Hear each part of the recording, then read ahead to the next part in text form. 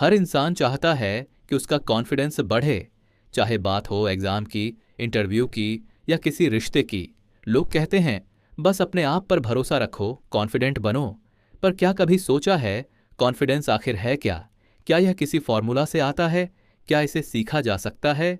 या यह कुछ ऐसा है जो पहले से ही हमारे भीतर मौजूद है लेकिन हम भूल गए हैं?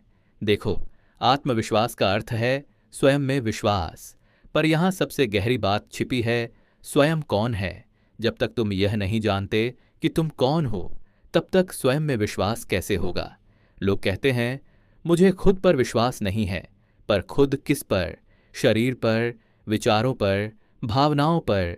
ये सब तो बदलते रहते हैं। आज कुछ सोचते हो, कल कुछ और। तो फिर विश्वास किस पर टिकेगा? बदलती चीज पर कभी स्थायी विश्वास नहीं हो सकता। यही कारण है कि तुम्हारा कॉन्फिडेंस कभी ऊंचा होता है, कभी गिर जाता है। कभी किसी से बात करते वक्त सहजता होती है, तो कभी वही व्यक्ति तुम्हें डराने लगता है। कभी लगता है मैं कर सकता हूं, और अगले ही पल डाउट आ जाता है। क्यों? क्योंकि तुम्हारा विश्वास उस चीज पर टिका है जो स्थायी नहीं है, अहंकार पर। पहला सत्य, आत्मविश्वास और अहंकार में फर्क समझो। अहंकार कहता है मैं कुछ हूं। कॉन्फिडेंस कहता है मुझे कुछ बनना नहीं, मैं पहले से पूरा हूं। अहंकार असुरक्षित होता है, इसलिए उसे बार बार दुनिया से प्रमाण चाहिए।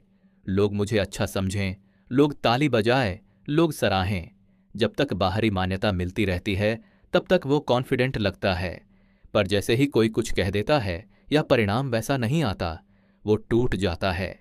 पर सच्चा आत्मविश्वास तब आता है जब तुम्हें किसी की स्वीकृति की आवश्यकता नहीं होती। जब तुम समझ जाते हो कि जो तुम हो वो पूर्ण है, अधूरा नहीं। यह समझ बुद्धि से नहीं, साक्षात्कार से आती है। दूसरा सत्य, कॉन्फिडेंस प्रयास से नहीं, समझ से आता है। लोग कहते हैं प्रैक्टिस करो, कॉन्फिडेंट हो जाओगे। प्रैक्टिस जरूरी है, लेकिन वह केवल बाहरी स्तर पर मदद करती है। तुम बोलने की प्रैक्टिस कर सकते हो, लेकिन क्या डर मिटा? तुम प्रेजेंटेशन दे सकते हो, पर क्या भीतर की असुरक्षा खत्म हुई? नहीं, क्योंकि डर का मूल कारण अज्ञान है, अज्ञान अपने सच्चे स्वरूप का। जब तक तुम खुद को शरीर या विचार समझते हो, डर रहेगा। शरीर नष्ट होगा, विचार असफल होंगे, तो डर क्यों ना रहेगा?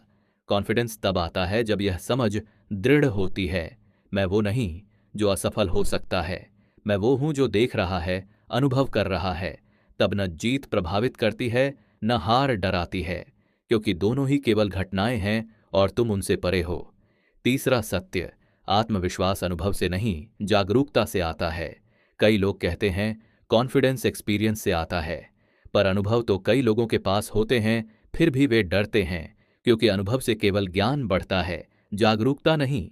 जागरूकता तब आती है जब तुम अनुभवों से अपनी पहचान अलग कर लेते हो, जब तुम देखते हो मैं वो नहीं जो ये अनुभव कर रहा है, मैं तो वो हूं जो सबका साक्षी है।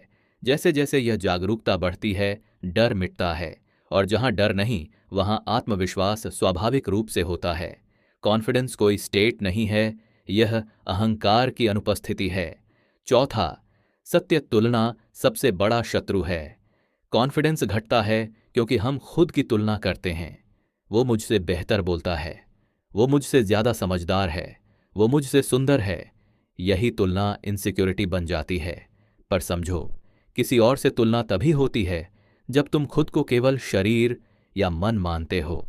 अगर तुम चेतना हो तो तुलना का प्रश्न ही नहीं, क्योंकि चेतना में सब एक हैं, वहां कोई मैं और वो नहीं। जब यह समझ आती है कि कोई दूसरा नहीं है, तो तुलना मिटती है और साथ ही डर भी। तभी आत्मविश्वास स्थायी बनता है। पांचवां सत्य, आत्मविश्वास बढ़ाना मतलब खुद से मिलना। कॉन्फिडेंस किसी को साबित करने की कला नहीं, खुद को समझने की प्रक्रिया है। तुम्हें दुनिया जीतनी नहीं है, तुम्हें खुद से मिलना है। खुद से मिलने का मतलब है भीतर झांकना, यह देखना कि मैं कौन हूं जब सब भूमिकाएं हटा दी जाए, जब नाम नहीं, काम नहीं, पहचान नहीं, तब क्या बचता है? जो बचता है वही तुम हो, और वही तुम्हारा वास्तविक आत्मविश्वास है। क्योंकि वहां कोई डर नहीं, कोई असुरक्षा नहीं, वहां बस शांति है। शांति ही सबसे गहरा कॉन्फिडेंस है। निष्कर्ष तो अब अगर पूछो कॉन्फिडेंस कैसे बढ़ाए, तो उत्तर है उस जगह लौटो जहां कोई डाउट नहीं, और वह जगह तुम्हारे भीतर है। कॉन्फिडेंस कोई तरीका नहीं, वह एक स्थिति है जहां मैं शांत है। जब मैं शांत होता है तो तुम अपने असली स्वरूप से जुड़ते हो, और वही जुड़ाव सबसे बड़ा आत्मविश्वास है, अडिग, सच्चा, स्थायी। यही आत्मविश्वास है जो किसी भी परिस्थिति में नहीं टूटता, क्योंकि यह किसी परिस्थिति पर नहीं टिका होता। यह चेतना पर टिका होता है, जो अचल है, जो तुम हो। जो स्वयं को जान गया, उसे किसी से कुछ सिद्ध करने की आवश्यकता नहीं। वही सच्चा आत्मविश्वासी है। समाप्त।